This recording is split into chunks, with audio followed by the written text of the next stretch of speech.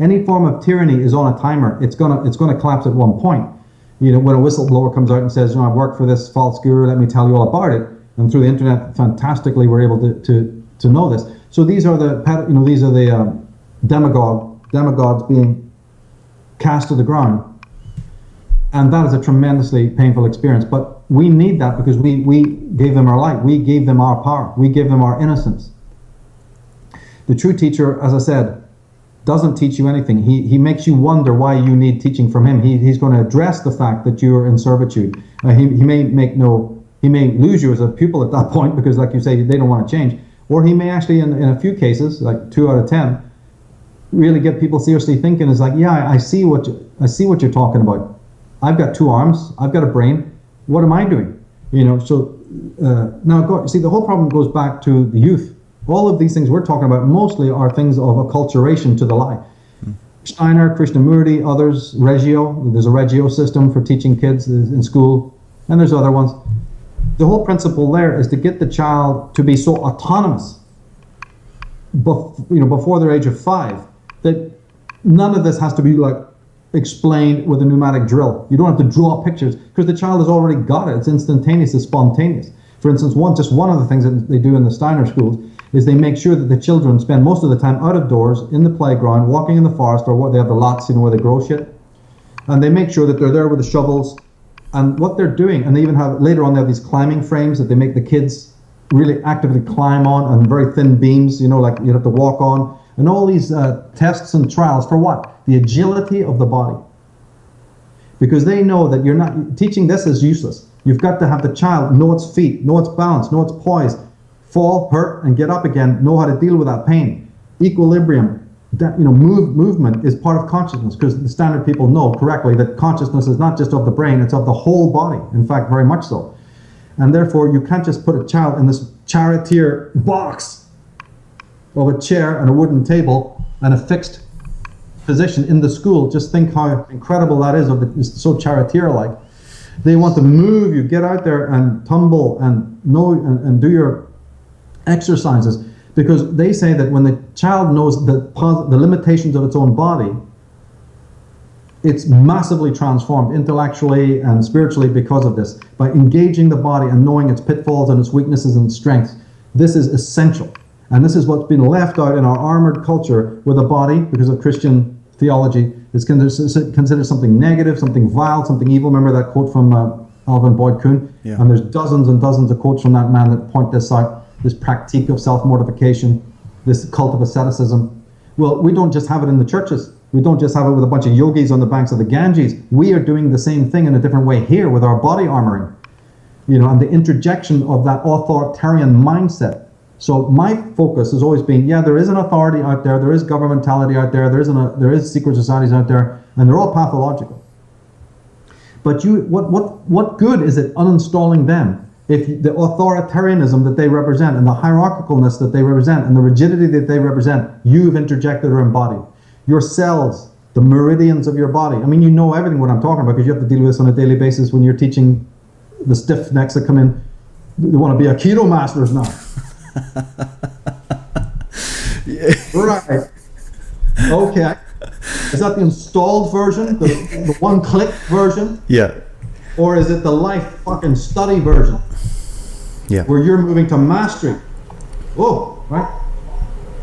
So then the tools of the trade, right, the sword, all the things that you use are metaphors for that mastery.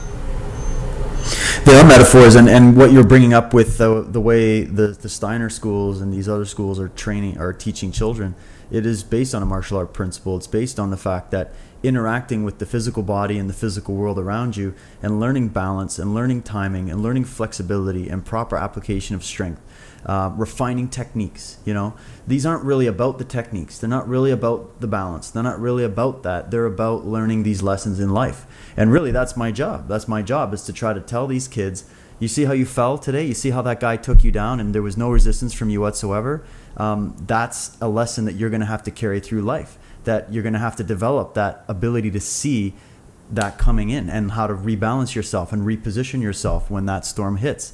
And so it's a metaphor for a training ground for life. And I think, and I see it when I go into schools and I'll do a workshop, and I got these teachers just coming up to me and they're like, look, these kids are out of control. We can't control the kids. This is the number one thing they tell me. Like, they can't get these kids lined up. They don't sit still. They all have attention deficit disorder. They're all they're lacking in their health, and I can't get them to listen to me. So you have my permission to do whatever you got to do to smack these kids into shape. And all I got to do is sit there and talk to these kids for 5 minutes, and all of a sudden they're listening to me and they're doing all the drills as if they already knew how to do it. And I tell these teachers, I'm like, look, it's because of what you're trying to do. It's because it's an oversaturation of trying to force them into something. Yeah. If you don't allow that creativity to come out and you don't show them how to do it and let them move their bodies around, like you said, like, man, this is all these kids want to do. And when you do that, then the intelligence flows. Then they start getting concepts. You see, it's magical. And they get better sleep. Oh, yeah. Because the energy is burned off, and in sleep, what happens? You're touching into the deeper levels that we talked about. If you're hyper flooded and all extrovert and caffeinated up, and you're not allowed to move your body, then you don't get good sleep. You're shallow sleep, and therefore you're becoming basically a shallow person at that point. And if you look around, the things that we're doing these are the holistic ways to get things back to normal. Because if you look at our society, I mean, you cannot take a pad and count the amount of products, and they're also advertising that goes with it, that is just about losing selfhood, inebriating oneself, cosmetizing oneself so that you're not a self. Our society is saturated with it, and so you have to counterbalance that by showing some authentic models to get people to be able to go cold turkey on some of the, and that can be done at 50 years of age or even younger. As I said, I have people always complimenting me on that. You provided something I didn't know how to get away with. I was addicted to this religion, or I joined one of these boogaloo cults until I found out what had been going on behind the surface, And so it is very, very difficult. So we have to work with these, these traditions. But as I said before, in all of our minds, there's a natural attraction to these metaphors, to these tools of the trade, because everyone really does want to express selfhood. Everyone wants to genuinely express this seek for meaning. It's just that they've been so beaten down when they've tried to do it by the world that they've lost hope, they've lost faith, and they become disenchanted. So we have to provide that spark to say, yeah, we've done the 30 years of work that you couldn't possibly do. And we've made a place where you can come and check out a lot of this stuff and then run with it. So that's the best that we can do. Now, and through the series, it already has been there, but through the Path of Fool, we're going to see it even more, that there are these two dimensions. Man is the only being that has this introspective quality. So there's nothing wrong with introspection.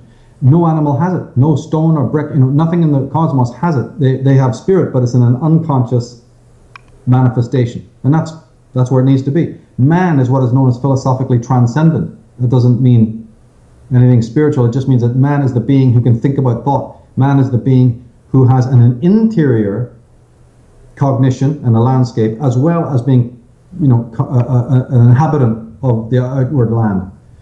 And that already tells you volumes. I mean, Schopenhauer built his entire philosophy out of this, and many others have as well. And it's axiomatic. It's actually the fundamental, that the human being has this unique experience of being an internal person with internal apprehension and internal mindscape.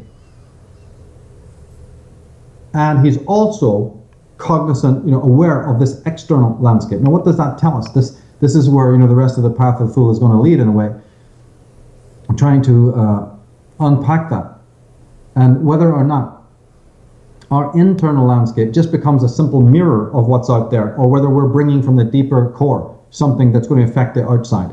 What's happening now is that most people, it's the external landscape, banal as it is, that's affecting the inner landscape. You're becoming as pathological as the world outside, the simulacra.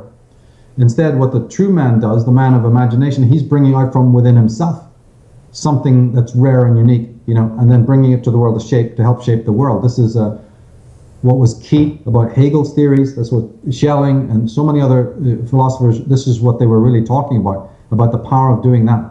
And in the schools today, it's just conformity all the way, where they're trying to just implant, into the soul and mind and heart of children what is already being created. But if what has been created is falling down rotten, right, to the core, then that child is going to be in a state of total reaction and rebellion against it, or he's going to become sick to death swallowing it, which is what's happening. The children are becoming ill on a very deep cellular spiritual level. But that doesn't mean that it can't be changed. And it's up to the parent then to, as I said, diagnose that there's a pathology at loose here, and then do something about it. Get the kid back to earth, get it back to nature, back to animals, and then back to the body. Immediately, these are the solutions.